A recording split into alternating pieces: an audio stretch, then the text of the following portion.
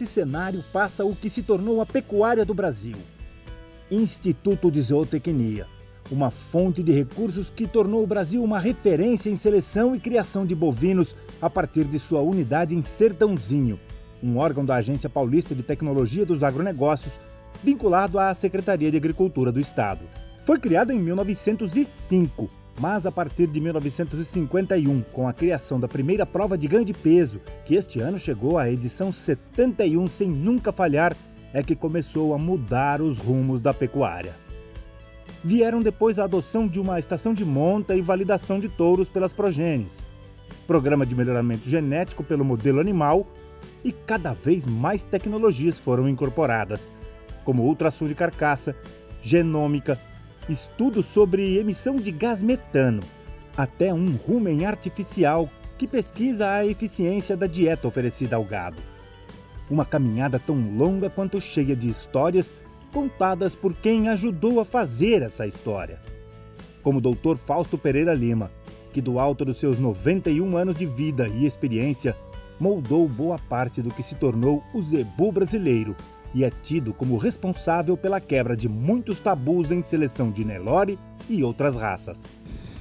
O primeiro melhoramento genético que existiu no mundo foi esse melhoramento visual, que depois se transformou em exposição à agropecuária. Então, se o objetivo era peso, as pessoas observavam no gado que parte que tem um volume de mais carne, que tipo de boi que dá mais carne e que tipo de boi que dá carne e gordura.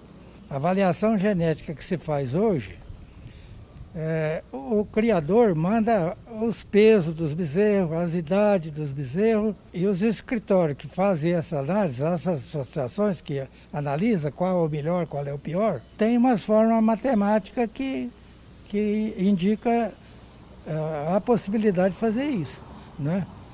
Agora, eles não estão importando muito se o animal ele é um animal comprido, que tem muita carne, ou se é um animal compacto, que tem muita gordura. O IZ, o Instituto de Zootecnia, por intermédio da Estação de Sertãozinho, fez um negócio que valeu para a pecuária do Brasil de uma forma intensa. Mudou a cabeça do pecuarista e mudou a cabeça do selecionador, usando tecnologia, usando metodologia científica correta que o mundo já usava e nós não usávamos. Aí, por intermédio desse trabalho, começou a se usar essa metodologia. E essa aceitação veio da qualidade dos produtos. Nosso rumo estava correto, porque os produtos que nós estávamos tirando, como que o Instituto começou a tirar, eram superiores aos produtos que tiravam antigamente. O primeiro tabu que caiu é que se recomendava cobertura, os touros usados em cobertura com 4 anos. Eles não viram enxertando a primeira vez com 3 anos, 3 anos e meio, entendeu? E o programa de melhoramento preconizava usar tudo aos 2 anos. Os touros cobrindo aos 2 anos, um número menor de vacas, e as vacas sendo enxertadas aos 2 anos. E a coisa pegou. E aí a coisa foi rodando. E aqueles números que a gente sabia pela literatura que aconteceram nas outras raças, começaram a acontecer no zebu. Ela provou que o zebu, o Nelore, o Guzerá, respondiam à seleção como as raças europeias respondiam, entendeu?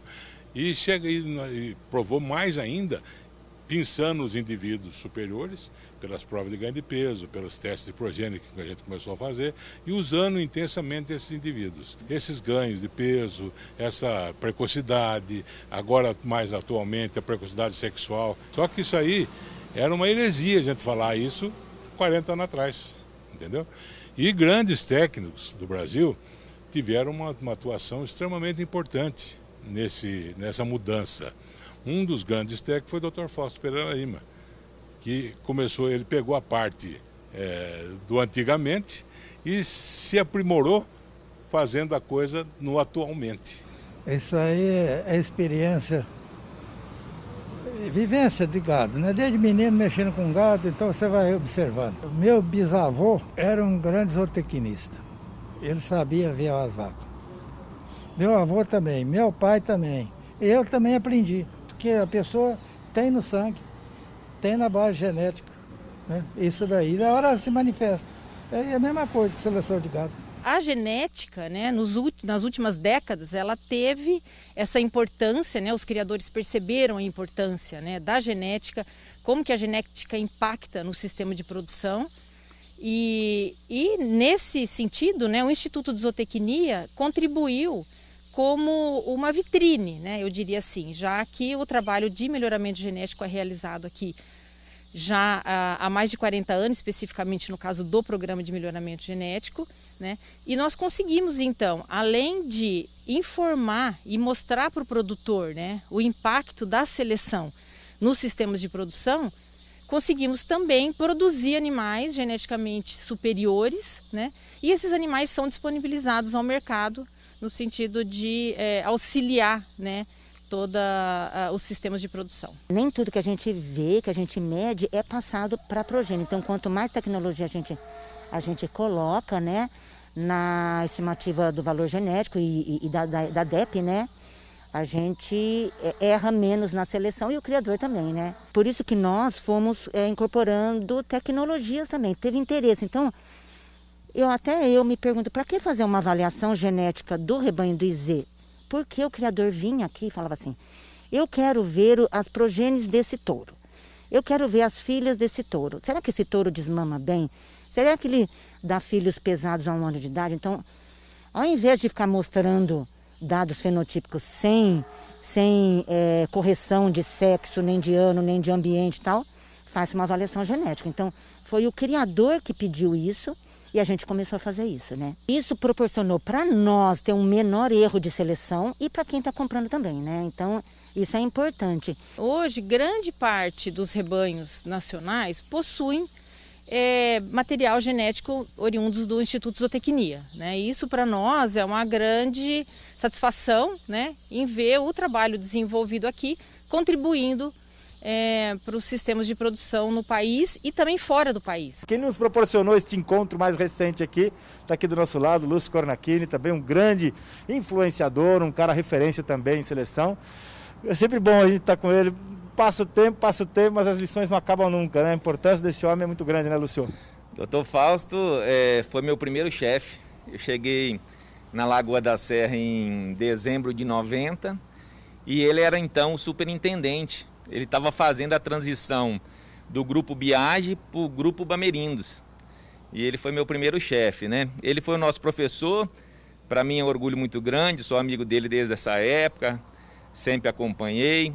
E mais do que tudo, é saber que ele teve uma contribuição para a pecuária nacional, não só através do conhecimento, mas também de palestras, né? Ele proporcionou isso para mais pessoas e pouca gente sabe, talvez muito pouca, mas ele, por exemplo, foi o precursor, igual você falou, da genética de peso.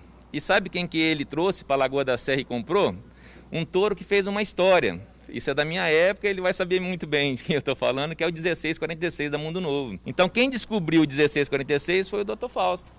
E além de tudo, ele proporcionou, numa parceria entre Lagoa e Instituto de Zootecnia, a gente disponibilizar a genética que não era conhecida, então. Mas fez grandes touros. Então tem tantos touros do IZ que fez uma história dentro do rebanho de seleção, que foi fruto do trabalho do IZ lá de trás, né, de mais de 50 anos. Então, para nós é um prazer estar aqui, né? Pois é, a gente fica satisfeito, fica até orgulhoso, enfim. E depois dessa idade minha, vi um companheiro como o Lúcio, vem lembrar aqueles tempos que estava começando tudo e que deu um resultado muito grande. Ele contribuiu demais, que proporcionou uma melhoria de muitos rebanhos no Brasil. Não só no Brasil, mas em outros países também. É tanta história, tanta tecnologia e genética que não cabe num filme só, nem num rebanho só. É por isso que, em breve, essa contribuição que o IZ sempre deu se torna a oportunidade de negócios em uma parceria com o Pecuária BR. Mas esse é um assunto para breve.